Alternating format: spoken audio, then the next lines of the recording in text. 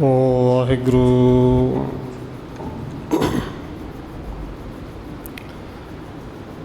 ਇੱਕ ਓੰਕਾਰ ਸਤਿਨਾਮ ਕਰਤਾ ਪੁਰਖ ਨਿਰਭਉ ਨਿਰਵੈਰ ਅਕਾਲ ਮੂਰਤ ਅਜੂਨੀ ਸੈਭੰ ਗੁਰ ਪ੍ਰਸਾਦ। ਜੇਤਾ ਜੀਉ ਪਿੰਡ ਸਭ ਤੇਰਾ, ਤੂੰ ਅੰਤਰਜਾਮੀ ਪੁਰਖ ਭਗਵਾਨ। ਦਾਸਨ ਦਾਸ ਕਹੈ ਜਨ ਨਾਨਕ, ਜਿਹਾ ਤੂੰ ਕਰਾਹੇ ਤਿਹਾ ਹਉ ਕਰੀ ਵਖਿਆਣ। ਗੁਰ ਨਾਨਕ ਪਦ ਪੰਕਜ ਬੰਦਨ ਪਾਦ, ਪੰਕਜ ਬੰਦਨ ਸਿਮਰਉ ਅੰਗਦ ਦੁਖ ਨਿਕੰਦਨ। ਗੁਰ ਅਮਰਦਾਸ ਹਿਰਦੈ ਨਿਤ ਧਿਆਉ, ਹਿਰਦੈ ਨਿਤ ਧਿਆਉ। ਗੁਰ ਰਾਮਦਾਸ ਗੁਣ ਗਾਉ, ਗੁਰ ਅਰਜਨ ਬਿਘਨ ਕੇ ਨਾਸਕ, ਬਿਘਨ ਕੇ ਨਾਸਕ। ਗੁਰ ਹਰਗੋਬਿੰਦ ਸ਼ੁਭ ਸੁਮਤਿ ਪ੍ਰਕਾਸ਼ਕ। ਸ਼੍ਰੀ ਹਰਿ ਰਾਇ ਨਮੋ ਕਰ ਜੋਰੀ, ਨਮੋ ਕਰ ਜੋਰੀ। ਸ਼੍ਰੀ ਹਰਿ ਕ੍ਰਿਸ਼ਨ ਮਨਾਉ ਬਾਹੁਰੀ। ਗੁਰੂ ਤੇਗ ਬਹਾਦਰ ਪਰਮ ਕਿਰਪਾਲਾ ਜੀ, ਪਰਮ ਕਿਰਪਾਲਾ। ਗੁਰ ਗੋਬਿੰਦ ਸਿੰਘ ਬਿਸਾਲਾ, ਧਰੋਂ ਤਾਰਾ ਪਾਰ ਪੁਨ ਪੁਨ ਸੀਸਾ ਜੀ, ਪੁਨ ਪੁਨ ਸੀਸਾ। ਬੰਦੋਂ ਬਾਰ ਬਾਰ ਜਗਦੀਸ਼ਾ, ਧਰੋਂ ਤਾਰਾ ਪਾਰ ਪੁਨ ਪੁਨ ਸੀਸਾ ਜੀ, ਪੁਨ ਪੁਨ ਸੀਸਾ। ਬੰਦੋਂ ਬਾਰ ਬਾਰ ਜਗਦੀਸ਼ਾ।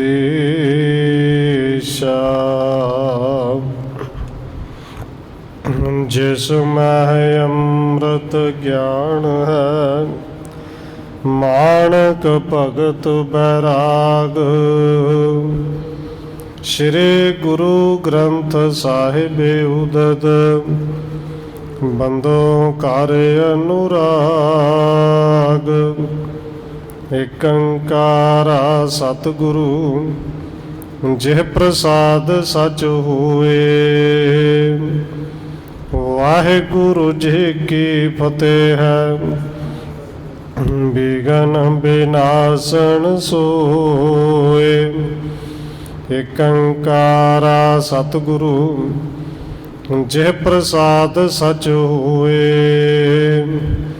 ਵਾਹਿਗੁਰੂ ਜੀ ਕੀ ਫਤਿਹ ਹੈ, ਬਿਘਨ ਬਿਨਾਸਨ ਸੋਏ।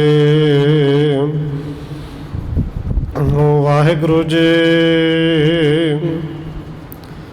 हो तो गोसला धर्मदास,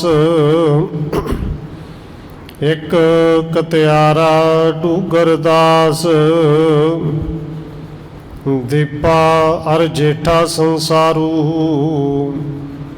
बुला अपर तीर्था चारू।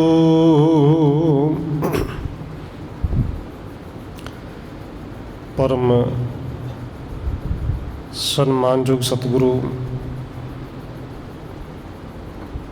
चबर छतर तखत दे मालक हाजरा हजूर जाहरा जहूर शब्द गुरु जुगों जुग अटल सतगुरु धन श्री गुरु ग्रंथ साहिब महाराज सच्चे पातशाह जी की पावन पवित्र हजूरी अंदर जुड़ बैठे सतसंगी जनों, आप जी वड्डे भागां वाले हो जो सत्कारयोग धन माता राजकौर जी के पावन अस्थान गुरुद्वारा मंजी साहिब विखे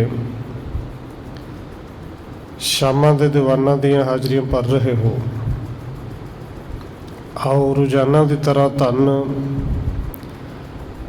गुरु रामदास महाराज सच्चे पातशाह जी की चल रही लड़ीवार इतिहास कथा के नाल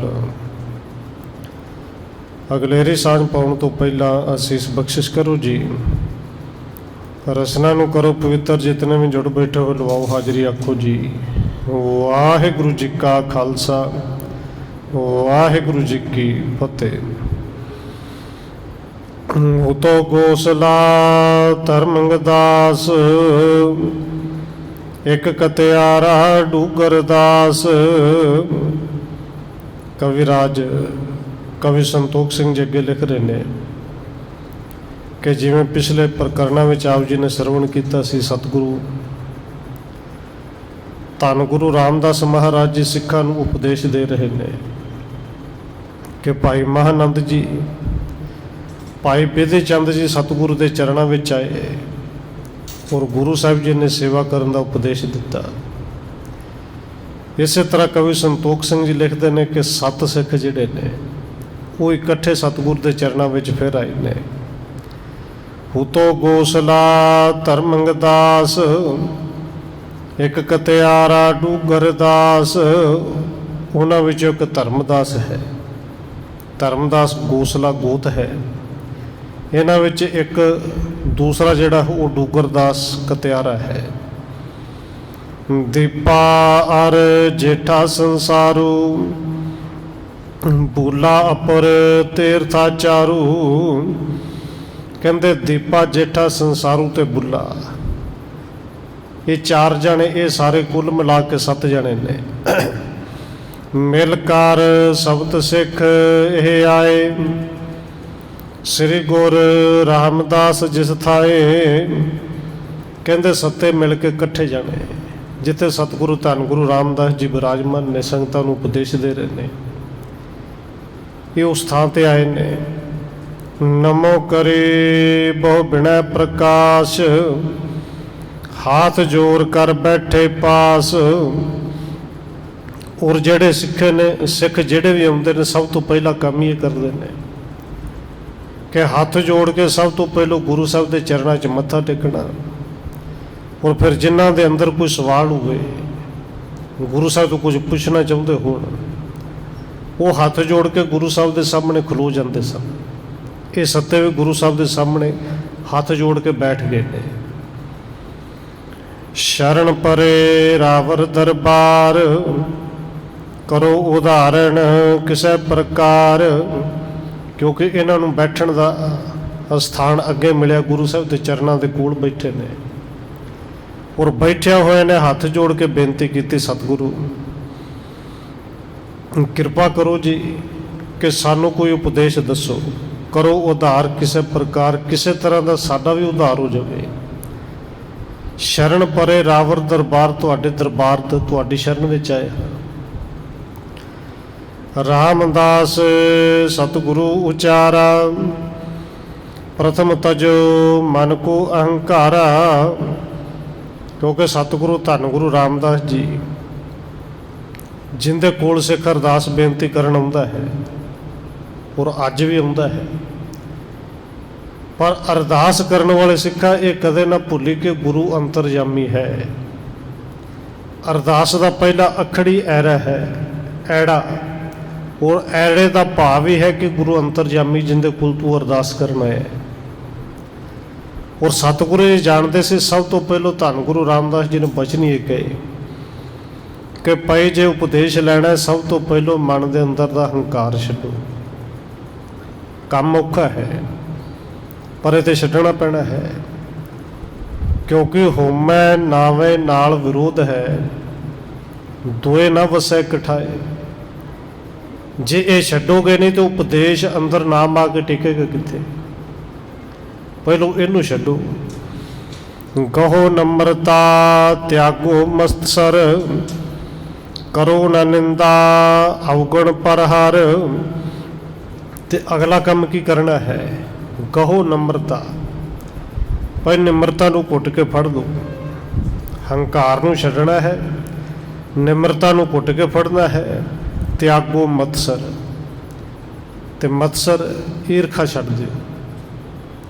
ये सतगुरु जी आम परिवारक ते संसारिक लोगों को उपदेश दिंदे ने भाई परिवार विच रहना, संसार विच रहना है ते निम्रता नू धारण करो, ईरखा छड्ड दिओ। संसारिक लोगों के ईरखा ते एक पासे रही। देखो अज जिहड़े धर्म की दुनिया जिन्होंने कहा जाता है, गुरुद्वारा होवे, मंदिर होवे, मस्जिद होवे, धार्मिक कोई भी स्थान होवे, और उन्हां दे अंदर रहने वाले ईरखा दे नाल भरे पे ने जी। क्योंकि जे तो साडे वर्गिਆਂ ਨੂੰ हथ जोड़ जोड़ के कोई अगों फतेह बुलाई जाए फिर ठीक है, पर जे कोई थोड़ी जी बराबरी साडी दे देवे तो फिर ईरखा करनी कि साडे बराबर ये किवें हो गया, साडे नाल दी बराबरता इहनूं किवें दे दित्ती। नहीं, सतगुरु जी कहते ने गुआंढी नूं अपनी बराबरता मिल जाए, अपने तो उत्ते निकल जाए, ईरखा नहीं करनी, उहदे सुख नूं वेख के खुश होना है। सब तो पहला काम है कि निम्रता नूं घुट के फड़ना है, ईरखा छड्डनी है। इस तो अगला काम की करना है, करो न निंदा अवगुण परहार। भाई निंदा किसी की नहीं करनी, बड़ा वड्डा अवगुण है इस अवगुण नूं छड्डना है। जे घर आयो सिख निहारी है, निज निज घर ते सेवा करिए। 7 जने सन तो गुरु साहब जी 7 नूं उपदेश देंदे ने, और कह लिए कि सानू सारे नूं उपदेश दे रहे हैं कि भाई जे कोई तुसीं देखो सिख आया है तो जिंदे कोल जिहड़ा वेख लो आपो अपने घर कर लिया जा करो, तो घर जाके करना कि सिख की सेवा करनी है। निज निज घर ते सेवा करिए, आपो अपने घर चों सेवा करो। तो सेवा किहड़ी करिए जी? कहते भोजन वस्त्र भाव तर दीजै, मानो बाक न फेरन कीजै। सतगुरु जी कहते ने जथा जोग जे भोजन की लोड़ है भोजन छकाओ, वस्त्र की लोड़ है वस्त्र दिओ, धन दे रुपये पैसे की लोड़ है जथा जोग, तंग हो के नहीं जथा जोग जिन्नी सेवा कर सकते हो, तो जिवें दी लोड़ है उस तरह की सेवा जरूर करया करो। और नाल ही गुरु साहब जी कहते ने मानो बाक न फेरन कीजै। ते भाई बचना नूं मन्निओ, मोड़ना नहीं, ये सुन के छड्डना नहीं। हुण जे भोजन की लोड़ है भोजन छकाओ, वस्त्रों की लोड़ है वस्त्र दो, रुपइयां की लोड़ है रुपये पैसे दो। देखो सिखां दी वैसे भावना है कि जदों किते प्रशादा छकाया जाता है 5 ਸਿੰਘਾਂ नूं आम तौर पर वस्त्र दिते जाते हैं,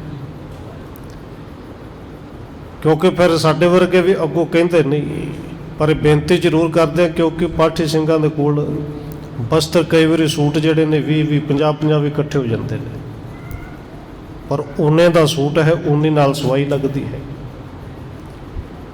क्योंकि जिवें दी लोड़ है सेवा उवें दी करिए। वस्त्र जोड़े ने नहीं कई बारी वो काम नहीं आते, कई बार सवाए नहीं जाते, तो चंगा होवे क्योंकि मुल खरीद के देने ने।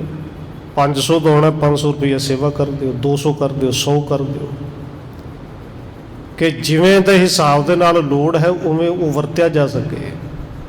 ਔਰ ਗੁਰੂ ਸਾਹਿਬ ਜੀ ਕਹਿੰਦੇ ਨੇ ਜਿਵੇਂ ਦੀ ਲੋੜ ਹੈ, ਜੇ ਭੋਜਨ ਦੀ ਲੋੜ ਹੈ ਤੇ ਛਕਾਓ, ਬਸਤਰ ਦੀ ਲੋੜ ਹੈ ਬਸਤਰ ਦਿਓ, ਰੁਪਈਏ ਪੈਸੇ ਦੀ ਲੋੜ ਹੈ ਉਹ ਦਿਓ। ਔਰ ਨਾਲ ਕਹਿੰਦੇ ਨੇ ਭਾਈ ਬਚਨਾਂ ਨੂੰ ਮੰਨਣਾ ਹੈ, ਇਹਨਾਂ ਨੂੰ ਫੇਰਨਾ ਨਹੀਂ। ਜੇ ਸਿੱਖ ਕੋ ਹੋਏ ਕਾਜ ਬਡੇਰਾ, ਬਿਨ ਧਨ ਸਰੇ ਨਾ ਜੋ ਅਸਹੇਰਾ। ਔਰ ਸਤਿਗੁਰੂ ਜੀ ਕਹਿੰਦੇ ਨੇ ਜੇ ਕਿਸੇ ਸਿੱਖ ਦਾ ਕੋਈ ਬਹੁਤਾ ਵੱਡਾ ਕਾਰਜ ਹੋਵੇ ਤੇ ਕਾਰਜ ਵੀ ਇਵੇਂ ਹੋਵੇ ਬਿਨ ਧਨ ਸਰੇ ਨਾ ਜੋ ਅਸਹੇਰਾ। ਤੁਸੀਂ ਵੇਖੋ ਕਿ ਧਨ ਤੋਂ ਬਿਨਾਂ ਸਰਦਾ ਨਹੀਂ, ਔਰ ਇਵੇਂ ਦੇ ਕਾਰਜ ਬਣ ਜਾਂਦੇ ਨੇ। ਅੱਜ ਇੱਕ ਵੀਡੀਓ ਵੀ ਆਈ ਸੀ ਔਰ ਆਪਣੇ ਖਾਲਸਾ ਗਰੁੱਪ ਦੇ ਵਿੱਚ ਮੈਂ ਸ਼ੇਅਰ ਵੀ ਕੀਤੀ ਹੈ। ਇੱਕ ਬੁੱਢੀ ਮਾਂ ਹੈ, ਘਰ ਵਿੱਚ ਪੁੱਤਰੀ ਹੈ, 26 ਤਰੀਕ ਦਾ ਕਹਿੰਦੇ ਵਿਆਹ ਹੈ, ਔਰ ਘਰ ਦੇ ਵਿੱਚ ਸਿਰਫ ਅੱਧੀ ਬੋਰੀ ਕਣਕ ਹੈ। ਉਹ ਇੱਥੋਂ ਤੱਕ ਵੀ ਕਿ ਨਮਕ ਦੀ ਥੈਲੀ ਵੀ ਨਹੀਂ, ਉਹ ਭਾਵੇਂ ਸਿੱਖ ਨਾ ਵੀ ਹੋਣ। ਭਾਈ ਜਦੋਂ ਪਤਾ ਲੱਗ ਹੀ ਗਿਆ ਹੈ ਕਿ ਇਹ ਕਾਰਜ ਧਨ ਤੋਂ ਬਿਨਾਂ ਸਰਨਾ ਨਹੀਂ, 26 ਤਰੀਕ ਨੂੰ ਵਿਆਹ ਵੀ ਹੋਣਾ ਹੀ ਹੈ, ਜਿਵੇਂ ਵੀ ਹੋਵੇ, ਤੇ ਫਿਰ ਜਥਾ ਜੋਗ ਜਿੰਨਾ ਵੀ ਹੋਵੇ, ਔਰ ਸੰਗਤ ਵਾਸਤੇ ਸਿੱਖਾਂ ਵਾਸਤੇ ਮਿਲ ਕੇ ਸੇਵਾ ਕਰਨੀ ਹੋਵੇ ਤਾਂ ਕੋਈ ਔਖੀ ਨਹੀਂ। ਕਿ ਜਿੰਨਿਆਂ ਕੋ ਤੱਕ ਵੀਡੀਓ ਮੇਰੇ ਕੋਲ ਪਹੁੰਚੀ ਹੋਵੇਗੀ 100 500 ਵੀ ਕਿਤੇ ਪਾਉਣ ਤੇ ਕਾਰਜ ਉਸ ਮਾਈ ਦਾ ਉਸ ਬੱਚੇ ਦਾ ਚੰਗਾ ਸੋਹਣਾ ਸਰ ਸਕਦਾ ਹੈ। ਔਰ ਇਹ ਉਪਦੇਸ਼ ਕੇਵਲ ਉਹਨਾਂ ਸੱਤਾਂ ਨੂੰ ਨਹੀਂ, ਸਾਨੂੰ ਸਾਰਿਆਂ ਨੂੰ ਭਾਈ ਜੇ ਦਗਦਾ ਹੋਵੇ ਧਨ ਤੋਂ ਬਿਨਾਂ ਕਾਰਜ ਸਰਦਾ ਨਹੀਂ। ਧਨ ਚਾਹੀਦਾ ਹੈ, ਕਾਰਜ ਵੱਡਾ ਹੈ। ਸਭ ਮਿਲ ਕਰ ਉਚਰੋ ਅਰਦਾਸ, ਤੇ ਸਾਰੇ ਮਿਲ ਕੇ ਪਹਿਲੋਂ ਤੇ ਕੰਮ ਕਰੋ ਦੇ ਵਾਸਤੇ ਅਰਦਾਸ ਕਰੋ, ਕਿਉਂਕਿ ਕੀਤਾ ਲੋੜੀਏ ਕੰਮ ਸੋ ਹਰ ਪੈ ਆਖੀਏ। ਕਾਰਜ ਦੇਹੋ ਸਵਾਰ ਸਤਿਗੁਰੂ ਸੱਚ ਸਖੀਏ। ਕਿ ਭਾਈ ਇਸ ਲੋੜਵੰਦ ਦਾ ਜਿਹੜਾ ਕਾਰਜ ਹੈ ਸਤਿਗੁਰੂ ਜੀ ਕਿਰਪਾ ਕਰੀ, ਇਹਨੂੰ ਰਾਸ ਕਰੀ। ਇਹਨਾਂ ਤਾਂ ਸਾਰੇ ਕਰ ਹੀ ਸਕਦੇ ਆ। ਇਸ ਤੋਂ ਅੱਗੇ ਕਹਿੰਦੇ ਨੇ ਸਭ ਤੇ ਇੱਕ ਥਲ ਕਰ ਨਿਜ ਪਾਸ। ਤੇ ਜੇ ਇਕੱਲਾ ਬੰਦਾ ਉਹ ਕਾਰਜ ਨਾ ਸਵਾਰ ਸਕਦਾ ਹੋਵੇ, ਪਤਾ ਹੈ ਇੰਨੇ ਕੁ ਰੁਪਈਏ ਚਾਹੀਦੇ ਨੇ, ਫਿਰ ਸਭ ਤੇ ਇੱਕ ਥਲ ਕਰ ਨਿਜ ਪਾਸ। ਸਾਰੇ ਤੋਂ ਥੋੜ੍ਹੇ ਥੋੜ੍ਹੇ ਇਕੱਠੇ ਕਰ ਲਓ, ਇੱਕ ਥਾਂ ਤੇ ਇਕੱਠੇ ਕਰ ਲਓ। ਜੇ ਸਿੱਖ ਕੋ ਹੋਏ ਕਾਜ ਬਡੇਰਾ, ਸਭ ਕੋ ਕਾਰਜ ਦੀਜੈ ਸਾਰ। ਤਬ ਪ੍ਰਾਪਤ ਤੁਮ ਕੋ ਸੁਖ ਸਾਰ। ਔਰ ਸਤਿਗੁਰੂ ਜੀ ਨਾਲ ਕਿਰਪਾ ਕਰਦੇ ਨੇ, ਸਿੱਖ ਕੋ ਕਾਰਜ ਦੀਜੈ ਸਾਰ। ਭਾਈ ਉਸ ਸਮੇਂ ਜੇ ਧਨ ਦਾ ਕਾਰਜ ਹੈ ਉਹ ਕਿਸੇ ਵੀ ਤਰੀਕੇ ਹੁੰਦਾ ਸਾਰ ਦਿਓ, ਸਰਦਾ ਕਰ ਦਿਓ। ਔਰ ਬਹੁਤ ਸਾਰੇ ਸਿੱਖ ਨੇ ਕਿ ਲੋੜ ਵੀ ਹੋਵੇ ਪਰ ਮੂੰਹ ਤੋਂ ਮੰਗਦੇ ਨਹੀਂ, ਪਰ ਜੇ ਸਾਨੂੰ ਪਤਾ ਲੱਗੇ ਕਿ ਇਹਨੂੰ ਲੋੜ ਹੈ ਭਾਈ, ਤੇ ਸਾਰੇ ਮਿਲ ਕੇ ਉਹ ਲੋੜ ਪੂਰੀ ਕਰ ਦੇਣੀ ਚਾਹੀਦੀ ਹੈ। ਜਹ ਸਤ ਸੰਗਤ ਕੋ ਸਮੁਦਾਏ, ਕਥਾ ਕੀਰਤਨ ਕਰੇ ਬਣਾਏ। ਇਸ ਤੋਂ ਅਗਲਾ ਕੰਮ ਕੀ ਕਰਨਾ ਹੈ? ਜਹ ਸਤ ਸੰਗਤ ਕੋ ਸਮੁਦਾਏ, ਜਿੱਥੇ ਸਿੱਖ ਇਕੱਠੇ ਹੋਣ, ਸਤ ਸੰਗਤ ਹੁੰਦੀ ਹੋਵੇ। ਕਥਾ ਕੀਰਤਨ ਕਰੇ ਬਣਾਏ, ਜਿੱਥੇ ਬੜੇ ਪਿਆਰ ਦੇ ਨਾਲ ਕੀਰਤਨ ਹੁੰਦਾ ਹੋਵੇ, ਕਥਾ ਹੁੰਦੀ ਹੋਵੇ। ਤਹਾਂ ਜਾਏ ਸੰਧਿਆ ਅਰ ਪ੍ਰਾਤੇ, ਧਰੋ ਪ੍ਰੇਤਕਾਰ ਮਤ ਕੋ ਰਾਤੀ। ਫਿਰ ਉੱਥੇ ਸਵੇਰੇ ਵੀ ਜਾਇਆ ਕਰੋ, ਸ਼ਾਮੀ ਵੀ ਜਾਇਆ ਕਰੋ। ਜਿੱਥੇ ਕਥਾ ਕੀਰਤਨ ਹੁੰਦਾ ਹੋਵੇ ਕਹਿੰਦੇ ਸਵੇਰੇ ਵੀ ਜਾਇਆ ਕਰੋ ਤੇ ਸ਼ਾਮੀ ਵੀ ਜਾਇਆ ਕਰੋ। ਤੇ ਫਿਰ ਸਿਰਫ ਜਾਣਾ ਹੀ ਨਹੀਂ, ਧਰੋ ਪ੍ਰੇਤਕਾਰ ਮਤ ਕੋ ਰਾਤੀ। ਉੱਥੇ ਕਥਾ ਕੀਰਤਨ ਦੇ ਵਿੱਚ ਫਿਰ ਪ੍ਰੇਤ ਵੀ ਪੈਦਾ ਕਰੋ ਕਿ ਇੰਨੇ ਪ੍ਰੇਤ ਪਾਓ ਜਿਹੜੀ ਮਨ ਹੈ, ਮਤ ਹੈ, ਉਹ ਕਥਾ ਕੀਰਤਨ ਦੇ ਵਿੱਚ ਰੰਗੀ ਜਾਏ। ਜਹ ਮਹਿ ਯਥਾ ਸ਼ਕਤ ਹੋਏ ਆਵੇ, ਧਰਮਸਾਲ ਆਪੇ ਬਣਵਾਵੇ। ਔਰ ਬੜੇ ਬੜੇ ਗੁਰੂ ਕੇ ਸਿੱਖ ਅਮੀਰ ਤੋਂ ਅਮੀਰ ਪਏ। ਸਤਿਗੁਰੂ ਕਹਿੰਦੇ ਨੇ ਜਿੰਦੇ ਕੋਲ ਜਥਾ ਜੋਗ ਸ਼ਕਤ ਬਣ ਹੁੰਦੀ ਹੈ ਕਿ ਇਕੱਲਾ ਬੰਦਾ ਵੀ ਧਰਮਸ਼ਾਲਾ ਬਣਵਾ ਦੇਵੇ। ਆਪਣੇ ਕੋਲੋਂ ਥਾਂ ਲਾ ਕੇ ਰੁਪਈਆ ਪੈਸਾ ਪਾ ਕੇ, ਜੇ ਧਰਮਸ਼ਾਲਾ ਨੇੜੇ ਨਹੀਂ ਧਰਮਸ਼ਾਲਾ ਬਣਵਾ ਦੇਵੇ। ਤਿਸ ਮੈਂ ਰਾਖੇ ਸਿੱਖ ਟਿਕਾਏ, ਪੰਥੇ ਕੋ ਭੋਜਨ ਮਿਲ ਜਾਏ। ਤੇ ਧਰਮਸ਼ਾਲਾ ਕਿਹੜੀ ਹੈ ਜੀ? ਅੱਜ ਗੁਰਦੁਆਰਾ ਸ਼ਬਦ ਵਰਤਿਆ ਜਾਂਦਾ, ਉਦੋਂ ਧਰਮਸ਼ਾਲਾ ਵਰਤਿਆ ਜਾਂਦਾ ਸੀ। ਕਿ ਉਹ ਧਰਮਸ਼ਾਲਾ ਬਣਵਾਓ ਜਿੱਥੇ ਸਵੇਰੇ ਸ਼ਾਮ ਸਤਸੰਗ ਵੀ ਹੋਵੇ, ਤੇ ਫਿਰ ਉਹਦੇ ਵਿੱਚ ਕਹਿੰਦੇ ਤਿਸ ਮੈਂ ਰਾਖੇ ਸਿੱਖ ਟਿਕਾਏ, ਕਿਸੇ ਸਿੱਖ ਨੂੰ ਟਿਕਾਓ। ਉਹ ਸਿੱਖ ਦੀਆਂ ਜ਼ਰੂਰਤਾਂ ਤੁਸੀਂ ਪੂਰੀਆਂ ਕਰੋ। ਸਿੱਖ ਨੂੰ ਟਿਕਾਉਣਾ ਕਾਹਦੇ ਲਈ ਹੈ? ਧਰਮਸ਼ਾਲਾ ਦੇ ਵਿੱਚ ਰੱਖਣਾ ਕਿ ਪੰਥੇ ਕੋ ਭੋਜਨ ਮਿਲ ਜਾਏ, ਕਿ ਲੰਘਦੇ ਟੱਪਦੇ ਰਾਹੀ ਨੂੰ ਵੇਲਾ ਕਵੇਲਾ ਹੋ ਜੇ ਧਰਮਸ਼ਾਲਾ ਵਿੱਚ ਆਵੇ, ਉਹਨੂੰ ਭੋਜਨ ਮਿਲ ਜੇ। ਇੱਕ ਸਿੱਖ ਦੇਹ ਕੇ ਸਭ ਮਿਲ ਦੇਵੈ, ਸਿਮਰੇ ਨਾਮ ਸੋ ਜਨ ਕੋ ਸੇਵੈ। ਹੁਣ ਧਰਮਸ਼ਾਲਾ ਦੇ ਵਿੱਚ ਚਾਹੇ ਇੱਕ ਸਿੱਖ ਕੋਈ ਸੇਵਾ ਕਰੀ ਜਾਏ, ਕਿਉਂਕਿ ਜਿਨ੍ਹਾਂ ਕੋਲ ਜ਼ਮੀਨਾਂ ਨੇ, ਜਿਨ੍ਹਾਂ ਕੋਲ ਕਾਰੋਬਾਰ ਨੇ, ਰੁਪਈਆ ਪੈਸਾ, ਇਕੱਲਾ ਸੇਵਾ ਕਰੀ ਜਾਏ। ਤੇ ਜੇ ਇਕੱਲਾ ਸੇਵਾ ਨਹੀਂ ਕਰ ਸਕਦਾ, ਕਹਿੰਦੇ ਫਿਰ ਸਭ ਮਿਲ ਕੇ, ਇੱਕ ਸਿੱਖ ਦੇਹ ਕਿ ਸਭ ਮਿਲ ਦੇਵੇਂ, ਜਾਂ ਫਿਰ ਸਭ ਮਿਲ ਕੇ, ਜਿਹਨੂੰ ਆਪਾਂ ਕਹਿੰਦੇ ਕਿ ਉਗਰਾਹੀ ਕਰਕੇ ਧਰਮਸ਼ਾਲਾ ਦੇ ਲਈ ਉਹ ਲੰਗਰ ਚਲਾਉਣਾ ਹੈ। ਤੇ ਫਿਰ ਸਿਮਰੇ ਨਾਮ ਸੋ ਜਨ ਕੋ ਸੇਵੈ, ਫਿਰ ਸਤਿਨਾਮ ਵਾਹਿਗੁਰੂ ਦਾ ਸਿਮਰਨ ਕਰੇ। ਇਹ ਹਰ ਇੱਕ ਸਿੱਖ ਲਈ ਉਪਦੇਸ਼ ਹੈ। ਕਹਾ ਮਹਾਤਮ ਇਸ ਕੋ ਕਹੀਐ, ਪੁੰਨ ਪਦਾਰਥ ਸਮ ਨਹਿ ਲਹੀਐ। ਤੇ ਸਤਿਗੁਰੂ ਜੀ ਕਹਿੰਦੇ ਨੇ ਇਹ ਸੇਵਾ ਤੇ ਸਿਮਰਨ, ਇਹਦਾ ਮਹਾਤਮ ਕਿੱਥੋਂ ਤੱਕ ਕਹੀਏ। ਇਹ ਸੇਵਾ ਸਿਮਰਨ ਦੇ ਵਿੱਚ ਤੇ ਇੰਨੀਆਂ ਬਰਕਤਾਂ ਨੇ ਕਿ ਪੁੰਨ ਪਦਾਰਥ ਸਮ ਨਹਿ ਲਹੀਐ। ਇਸ ਸੇਵਾ ਸਿਮਰਨ ਵਰਗਾ ਨਾ ਕੋਈ ਪੁੰਨ ਹੈ, ਨਾ ਕੋਈ ਦਾਨ ਹੈ, ਨਾ ਕੋਈ ਪਦਾਰਥ ਹੈ। ਔਰ ਸੇਵਾ ਸਿਮਰਨ ਦੇ ਵਿੱਚੋਂ ਚਾਰੇ ਪਦਾਰਥਾਂ ਦੀ ਤੁਹਾਨੂੰ ਪ੍ਰਾਪਤੀ ਹੈ। ਚਾਰੇ ਪਦਾਰਥ ਸੇਵਾ ਸਿਮਰਨ ਦੇ ਅਧੀਨ ਨੇ। ਇਸ ਜਗ ਮੈਂ ਸੁਖ ਪਾਏ ਕਨੇਰਾ, ਅੰਤ ਗੁਰੂ ਟਿਗ ਲਹਿ ਬਸੇਰਾ। ਤੇ ਸਤਿਗੁਰੂ ਜੀ ਕਹਿੰਦੇ ਨੇ ਭਾਈ ਇੰਨਾ ਕਾਰਜ ਕਰ ਲਵੇ, ਆਏ ਗਏ ਨੂੰ ਲੰਗਰ ਛਕਾ ਦੇਵੇ, ਲੋੜਵੰਦ ਦੀ ਜਿਵੇਂ ਦੇ ਵੀ ਲੋੜ ਹੈ ਉਹਦੀ ਲੋੜ ਪੂਰੀ ਕਰ ਦੇਵੇ, ਆਪਣੇ ਗੁਰੂ ਦਾ ਸਿਮਰਨ ਕਰਦਾ ਰਹੇ। ਇਸ ਜਗ ਮੈਂ ਸੁਖ ਪਾਏ ਕਨੇਰਾ, ਸੰਸਾਰ ਦੇ ਵਿੱਚ ਰਹਿੰਦਿਆਂ ਵੀ ਸੁੱਖ ਮਿਲਣਗੇ। ਔਰ ਅੰਤ ਗੁਰੂ ਢਿਗ ਲਹਿ ਬਸੇਰਾ, ਅੰਤ ਨੂੰ ਗੁਰੂ ਚਰਨਾਂ ਦੇ ਵਿੱਚ ਨਿਵਾਸ ਮਿਲੇਗਾ। ਪਾਛਲ ਰਾਤ ਕਰੋ ਇਸ਼ਨਾਨ, ਗੁਰਬਾਣੀ ਪੜ੍ਹਿਆ ਹਿਤ ਠਾਣ। ਫਿਰ ਸਤਿਗੁਰੂ ਜੀ ਕਹਿੰਦੇ ਨੇ ਭਾਈ ਅੰਮ੍ਰਿਤ ਵੇਲੇ ਪਾਛਲ ਰਾਤ, ਪੈਰ ਰਾਤ ਰਹਿੰਦੇ ਉੱਠ ਕੇ ਇਸ਼ਨਾਨ ਕਰੇ। ਇੱਥੇ ਕੋਈ ਇਸ਼ਨਾਨ ਕਰਨ ਦਾ ਹੁਕਮ ਗੁਰੂ ਸਾਹਿਬ ਜੀ ਨੇ ਬਾਰ-ਬਾਰ ਕੀਤਾ ਹੈ। ਕਿ ਸਵਾਲ ਫਿਰ ਵੀ ਆਉਂਦੇ ਨੇ ਕਿ ਇਸ਼ਨਾਨ ਤੋਂ ਬਿਨਾਂ ਨਿਤਨੇਮ ਕਰ ਸਕਨੇ ਹਾਂ, ਇਸ਼ਨਾਨ ਨਹੀਂ ਕੀਤਾ ਪਾਠ ਕਰ ਸਕਨੇ ਹਾਂ। ਤੇ ਧੰਨ ਗੁਰੂ ਰਾਮਦਾਸ ਜੀ ਨੇ ਸਭ ਤੋਂ ਪਹਿਲਾਂ ਹੁਕਮ ਇਹ ਕੀਤਾ ਹੈ ਵੀ ਉੱਠਦੇ ਨਾਲ ਤੂੰ ਜਪਣਾ ਹੀ ਨਾਮ ਹੈ। ਦੂਜੇ ਨੰਬਰ 'ਤੇ ਉਦਮ ਕਰਨਾ ਤੇ ਇਸ਼ਨਾਨ ਕਰਨਾ ਹੈ। ਜੇ ਸਰੀਰ ਠੀਕ ਨਹੀਂ, ਇਸ਼ਨਾਨ ਨਹੀਂ ਹੋਇਆ, ਇਹਦਾ ਮਤਲਬ ਇਹ ਨਹੀਂ ਕਿ ਤੂੰ ਸਿਮਰਨ ਨਾ ਕਰੇ, ਤੂੰ ਪਾਠ ਵੀ ਛੱਡ ਦੇ। ਔਰ ਫਿਰ ਬੇਨਤੀ ਕਰਦੇ ਇਸ਼ਨਾਨ ਦਾ ਹੁਕਮ ਹੈ, ਪਰ ਜੇ ਨਾ ਹੋ ਸਕੇ ਤੇ ਵਹਿਮ ਦੇ ਵਿੱਚ ਨਹੀਂ ਪੈਣਾ ਕਿ ਅੱਜ ਅਸੀਂ ਪਾਠ ਵੀ ਨਹੀਂ ਕਰਦੇ। ਇਸ਼ਨਾਨ ਨਹੀਂ ਹੋਇਆ, ਇੱਕ ਕੰਮ ਤੇ ਨਹੀਂ ਹੋਇਆ, ਦੂਸਰਾ ਆਪੇ ਛੱਡ ਦੇਣਾ। ਨਹੀਂ, ਗੁਰੂ ਸਾਹਿਬ ਜੀ ਨੇ ਅੱਜ ਵੀ ਪਹਿਲੋਂ ਉਪਦੇਸ਼ ਦਿੱਤਾ ਸਿਮਰਨ ਕਰਨਾ ਹੈ। ਅਗਲਾ ਬਚਨ ਕਿਹਾ ਕਿ ਉੱਠ ਕੇ ਇਸ਼ਨਾਨ ਕਰੇ। ਔਰ ਬਾਣੀ ਦਾ ਪਾਵਨ ਬਚਨ ਸਤਿਗੁਰੂ ਧੰਨ ਗੁਰੂ ਰਾਮਦਾਸ ਜੀ ਦਾ ਆਪ ਸਭ ਨੂੰ ਚੇਤੇ ਹੈ ਕਿ ਗੁਰ ਸਤਿਗੁਰੂ ਕਾ ਜੋ ਸਿੱਖ ਅਖਾਏ, ਸੋ ਭਲਕੈ ਉੱਠ ਹਰ ਨਾਮ ਤੇ ਆਵੇ। ਪਹਿਲੋਂ ਨਾਮ ਤੇ ਆਵੇ, ਫਿਰ ਕਹਿੰਦੇ ਉਦਮ ਕਰੇ ਭਲਕੇ ਪ੍ਰਭਾਤੀ, ਇਸ਼ਨਾਨ ਕਰੇ। ਦੂਜੇ ਨੰਬਰ 'ਤੇ ਇਸ਼ਨਾਨ ਕਰਨਾ ਹੈ, ਜ਼ਰੂਰੀ ਹੈ, ਪਰ ਨਾਮ ਤੋਂ ਜ਼ਰੂਰੀ ਹੋਰ ਕੁਝ ਨਹੀਂ, ਬਾਣੀ ਤੋਂ ਬਿਨਾਂ ਹੋਰ ਜ਼ਰੂਰੀ ਕੁਝ ਨਹੀਂ। ਫਿਰ ਸਤਿਗੁਰੂ ਜੀ ਕਹਿੰਦੇ ਨੇ ਪਿਛਲੀ ਰਾਤ ਉੱਠ ਕੇ ਇਸ਼ਨਾਨ ਕਰੇ, ਗੁਰਬਾਣੀ ਪੜ੍ਹੀਐ ਹਿਤ ਠਾਣ। ਫਿਰ ਗੁਰਬਾਣੀ ਨੂੰ ਬੜੇ ਪਿਆਰ ਦੇ ਨਾਲ ਉਹਨੂੰ ਪੜ੍ਹੇ। ਸੁਣ ਉਪਦੇਸ਼ ਕਮਾਵਣ ਲਾਗੇ, ਗੁਰੂ ਪ੍ਰੇਮ ਭਾਗੇ ਬੜ ਭਾਗੇ।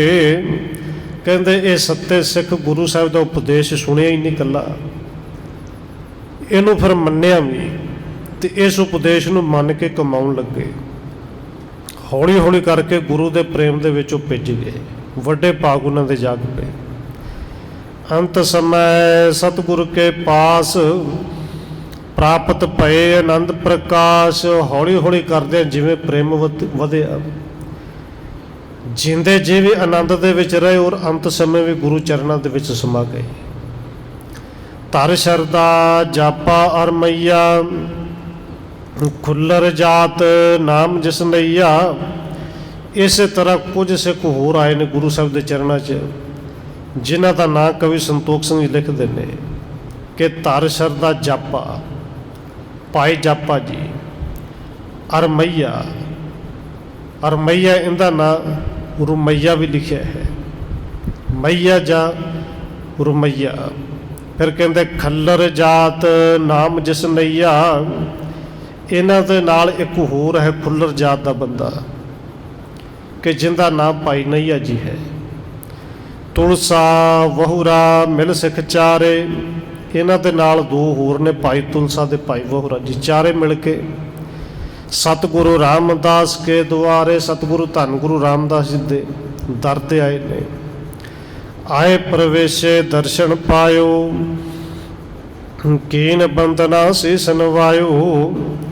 ਗੁਰੂ ਦਰਬਾਰ ਦੇ ਵਿੱਚ ਆ ਕੇ ਦਾਖਲ ਹੋਏ, ਪ੍ਰਵੇਸ਼ ਕੀਤਾ। ਸਭ ਤੋਂ ਪਹਿਲਾ ਕੰਮ ਗੁਰੂ ਸਾਹਿਬ ਦੇ ਦਰਸ਼ਨ ਕੀਤੇ, ਸਤਿਗੁਰੂ ਦੇ ਚਰਨਾਂ ਵਿੱਚ ਸੀਸ ਨਵਾ ਕੇ ਮੱਥਾ ਟੇਕਿਆ ਹੈ। ਜੁਗ ਕਰ ਜੋਰਤ ਅਰਜ ਗੁਜਾ ਬਖਾਨੀ, ਦੇਹ ਉਪਦੇਸ਼ ਆਪਣ ਜਨ ਜਾਨੀ। ਤੇ ਜੋ ਸਿੱਖ ਦਾ ਫਰਜ਼ ਹੈ ਮੱਥਾ ਟੇਕਣਾ, ਹੱਥ ਜੋੜਨੇ। ਔਰ ਹੱਥ ਜੋੜਨ ਤੋਂ ਬਾਅਦ ਫਿਰ ਚਾਰੇ ਜਾਣੇ ਹੱਥ ਜੋੜ ਕੇ ਸਾਹਮਣੇ ਖਲੋ ਗਏ ਨੇ। ਇਹਨਾਂ ਨੇ ਖਲੋ ਕੇ ਬੇਨਤੀ ਕੀਤੀ, ਸਤਿਗੁਰੂ ਜੀ ਕਿਰਪਾ ਕਰੋ, ਦੇਹ ਉਪਦੇਸ਼ ਆਪਣ ਜਨ ਜਾਨੀ। ਆਪਣਾ ਜਾਣ ਕੇ ਕਿਰਪਾ ਕਰੋ, ਉਪਦੇਸ਼ ਦਿਓ।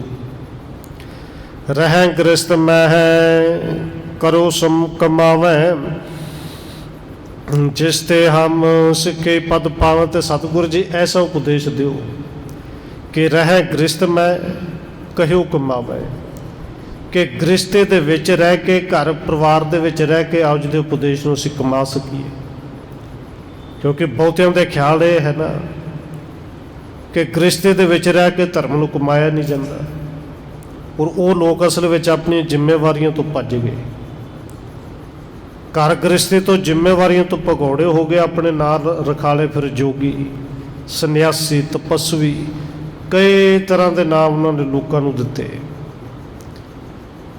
ਪਰ ਗੁਰੂ ਸਾਹਿਬ ਨੇ ਕਿਰਪਾ ਕੀਤੀ, ਘਰ ਗ੍ਰਸਤੀ ਨੂੰ ਬੜੀ ਥਾਂ ਦਿੱਤੀ ਹੈ।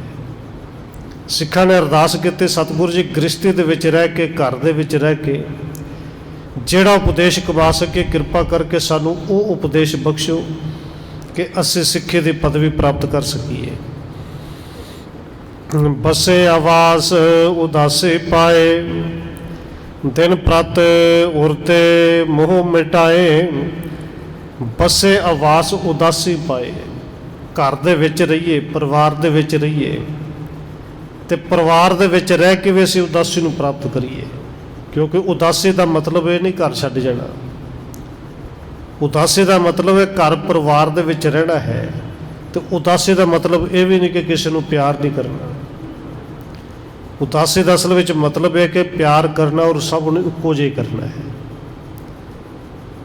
ਫਿਰ ਗੁਆਂਢੀ ਦਾ ਪੁੱਤਰ ਕੀ, ਆਪਣਾ ਪੁੱਤਰ ਕੀ, ਫਿਰ ਕੋਈ ਦੁਸ਼ਮਣ ਨਜ਼ਰ ਨਹੀਂ ਆਉਂਦਾ, ਸਾਰੇ ਆਪਣੇ ਨਜ਼ਰ ਆਉਂਦੇ ਨੇ ਜਦੋਂ ਗ੍ਰਸਤ ਦੇ ਵਿੱਚ ਰਹਿ ਕੇ ਕੋਈ ਉਦਾਸ ਹੋ ਜਾਏ।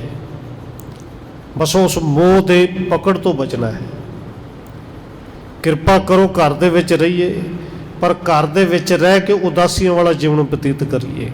ਦਿਨ ਪ੍ਰਤ ਔਰਤੇ ਮੋਹ ਮਿਟਾਏ, ਕਿ ਦਿਨ ਪ੍ਰਤੀ ਦਿਨ ਕਰਕੇ ਆਪਣੇ ਅੰਦਰ ਦਾ ਜਿਹੜਾ ਮੋਹ ਹੈ, ਪਕੜ ਹੈ, ਉਹਨੂੰ ਘੱਟ ਕਰੀਏ, ਮਿਟਾ ਦਈਏ। ਸ੍ਰੀ ਗੁਰੂ ਰਾਮਦਾਸ ਉਪਕਾਰੇ, ਬਾਣੇ ਕਰਨਾ ਠਾਣ ਉਚਾਰੇ। ਕਹਿੰਦੇ ਸਤਿਗੁਰੂ ਧੰਨ ਗੁਰੂ ਰਾਮਦਾਸ ਜੀ ਜਿਹੜੇ ਪਰਉਪਕਾਰੀ ਨੇ, ਜਿਹੜੇ ਹਮੇਸ਼ਾ ਹੀ ਕਿਰਪਾ ਦੇ ਘਰ ਵਿੱਚ ਰਹਿੰਦੇ ਨੇ। ਸਤਿਗੁਰੂ ਜੀ ਨੇ ਕਿਰਪਾ ਦੇ ਘਰ 'ਚ ਆ ਕੇ ਫਿਰ ਬਚਨ ਕੀਤਾ, ਜਿਮ ਨਿਸ ਦਿਨ ਕਰ ਕਾਜ ਸੁਧਾਰੇ, ਤਿਆਗੋ ਕਬਹੂ ਨਾ ਲਾਗੇ ਪਿਆਰੇ। ਸਤਿਗੁਰੂ ਕਹਿੰਦੇ ਨੇ ਭਾਈ ਸਿਮਰਨ ਕਰਨਾ ਹੈ ਘਰ ਪਰਿਵਾਰ ਦੇ ਵਿੱਚ ਰਹਿ ਕੇ। ਔਰ ਨਾਲ ਹੀ ਘਰ ਦੇ ਉਦਾਹਰਨ ਦਿੰਦੇ ਨੇ, ਜਿਵੇਂ ਆਪਾਂ ਦਿਨ ਰਾਤ ਘਰ ਦੇ ਕਾਰਜ ਕਰਨੇ ਹਾਂ, ਕਰਦੇ ਰਹਿੰਦੇ ਸਾਰੀ ਉਮਰ ਕਰਨੇ ਆ। ਤਿਆਗੋ ਕਬਹੂ ਨਾ, ਔਰ ਘਰ ਦੇ ਬੰਦਾ ਕੰਮ ਕਦੇ ਨਹੀਂ ਛੱਡਦਾ। ਲਾਗੇ ਪਿਆਰੇ, ਉਹ ਜਿਵੇਂ ਜਿਵੇਂ ਕਰਦਾ ਸਗੋਂ ਪਿਆਰੇ ਲੱਗਦੇ ਨੇ। ਇਹ ਗੱਲ ਵੱਖਰੀ ਜੇ ਕਦੇ ਹੋਵੇ ਕਿ ਹੋਰ ਕੋਈ ਕਰ ਸਕਦਾ ਹੈ ਤੇ ਫਿਰ ਕਈ ਵਾਰੀ ਬੰਦਾ ਬਹਾਨਾ ਵੀ ਬਣਾ ਦਿੰਦਾ ਹੈ। ਘਰ ਦੇ ਕੰਮਾਂ ਦਾ ਤਾਂ ਹੋ ਸਕਦਾ ਕਦੇ ਬਹਾਨਾ ਵੀ ਬਣਾ ਦੇ ਕਿ ਅੱਜ ਜੀ ਨਹੀਂ ਕਰਦਾ ਕੰਮ ਕਰਨ, ਪਰ ਅਸਲ ਵਿੱਚ ਚਿੱਤ ਉੱਥੇ ਹੁੰਦਾ ਜੇ ਕੰਮ ਨਾ ਹੋਵੇ, ਧਿਆਨ ਕੰਮ 'ਚ ਹੁੰਦਾ ਮੈਂ ਕੀਤਾ ਨਹੀਂ, ਅੱਗੇ ਕਿਸੇ ਧੀ ਨੇ, ਪੁੱਤਰ ਨੇ, ਭਰਾ ਨੇ ਪਤਾ ਨਹੀਂ ਕੀਤਾ ਕਿ ਨਹੀਂ। ਤਥਾ ਪਿਆਰ ਧਾਰੋ ਗੁਰਬਾਣੀ, ਬਸ ਉਵੇਂ ਦਾ ਪਿਆਰ ਗੁਰਬਾਣੀ ਨਾਲ ਕਰਨਾ ਹੈ। ਗੁਰਬਾਣੀ ਨਾਲ ਪਿਆਰ ਸਿਰਫ ਹੇਕਾਂ ਲਾ ਕੇ ਗਾਉਣਾ ਹੀ ਨਹੀਂ, ਸਿਰਫ ਘੰਟਾ ਅੱਧਾ ਘੰਟਾ ਬਹਿ ਕੇ ਸੁਣਨਾ ਹੀ ਨਹੀਂ। ਗੁਰੂ ਸਾਹਿਬ ਜੀ ਕਹਿੰਦੇ ਘਰ ਦੇ ਕੰਮਾਂ ਵਾਂਗੂ ਪਿਆਰ ਕਰਨਾ ਹੈ। ਦੇਖੋ ਆਪਾਂ ਘਰ ਛੱਡ ਕੇ ਆਏ ਹਾਂ, ਸਮਾਪਤੀ ਹੋਣੀ ਭੋਗ ਤੋਂ ਬਾਅਦ, ਸਾਨੂੰ ਕਿਸੇ ਨੇ ਕਹਿਣਾ ਥੋੜ੍ਹੀ ਵੀ ਘਰ ਚਲੇ ਜਾਓ, ਕਿ ਚੇਤੇ ਕਰਾਉਣਾ ਪੈਂਦਾ ਵੀ ਘਰ ਜਾਓ।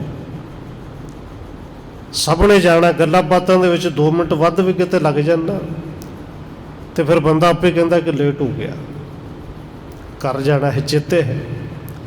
ਬਸ ਗੁਰਬਾਣੀ ਨੂੰ ਇਸ ਤਰ੍ਹਾਂ ਚੇਤੇ ਦੇ ਵਿੱਚ ਰੱਖਣਾ, ਇਹ ਗੁਰਬਾਣੀ ਦੇ ਨਾਲ ਪਿਆਰ ਹੈ।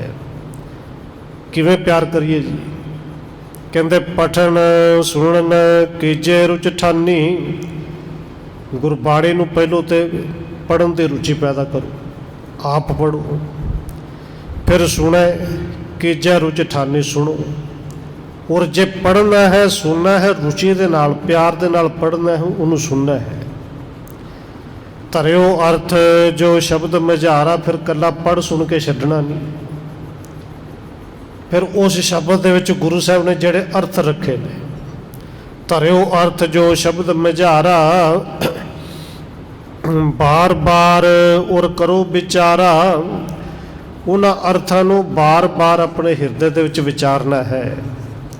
ਵਿਚਾਰ ਦਾ ਮਤਲਬ ਸਿਰਫ ਇਹ ਨਹੀਂ ਕਿ ਵਿਚਾਰ ਕਰ ਲਈ, 10 ਮਿੰਟ ਅੱਧਾ ਘੰਟਾ ਬੈਠ ਕੇ ਵਿਚਾਰ ਸੁਣ ਲਈ ਤੇ ਵਿਚਾਰ ਹੋ ਗਈ।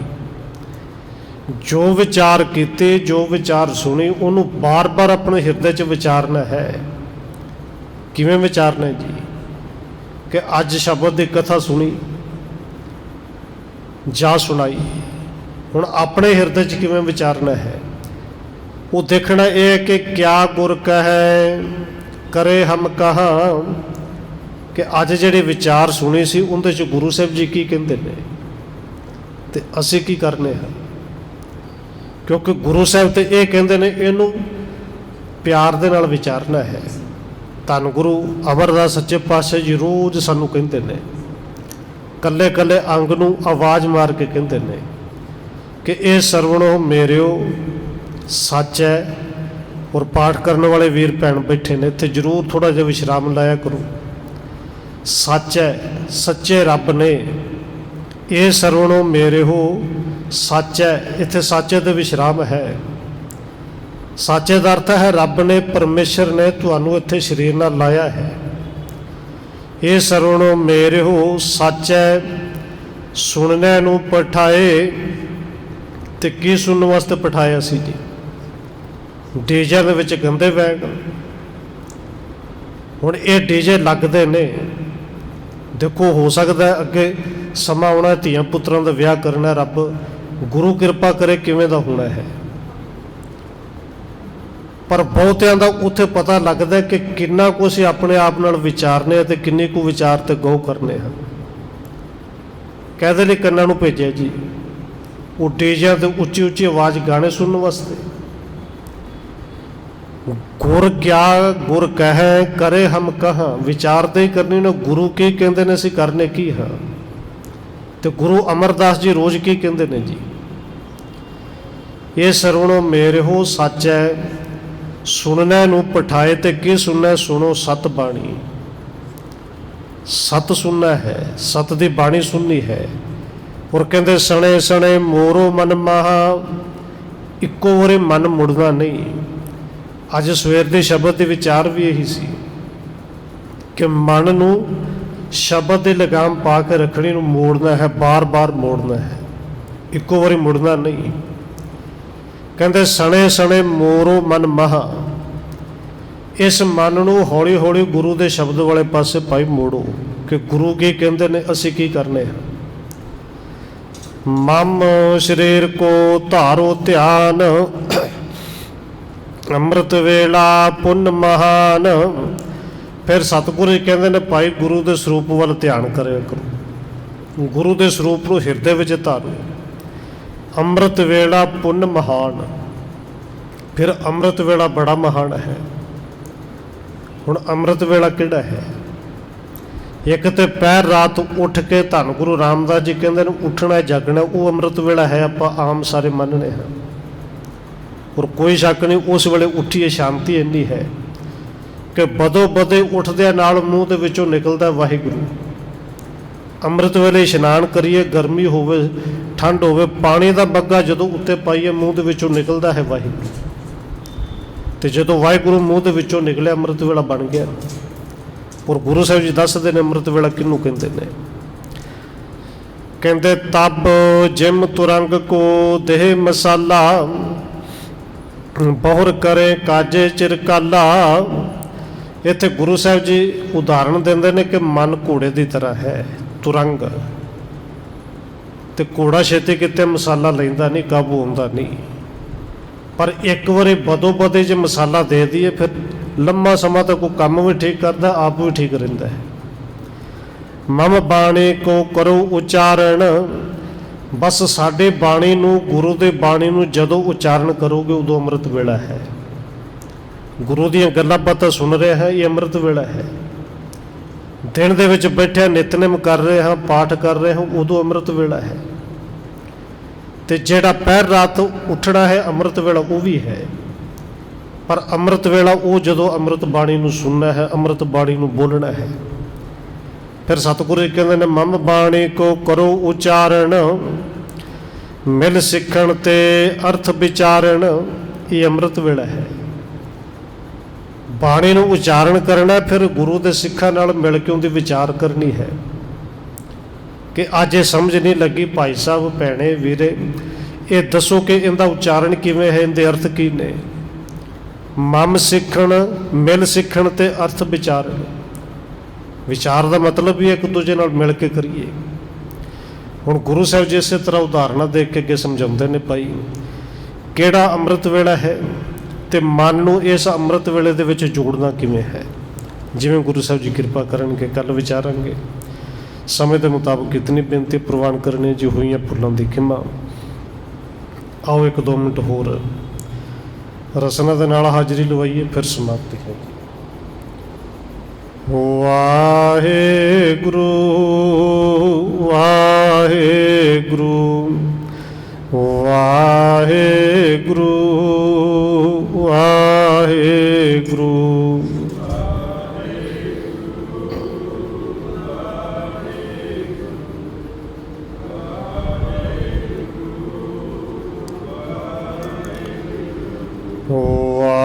ਵਾਹਿਗੁਰੂ ਵਾਹਿਗੁਰੂ ਵਾਹਿਗੁਰੂ ਵਾਹਿਗੁਰੂ।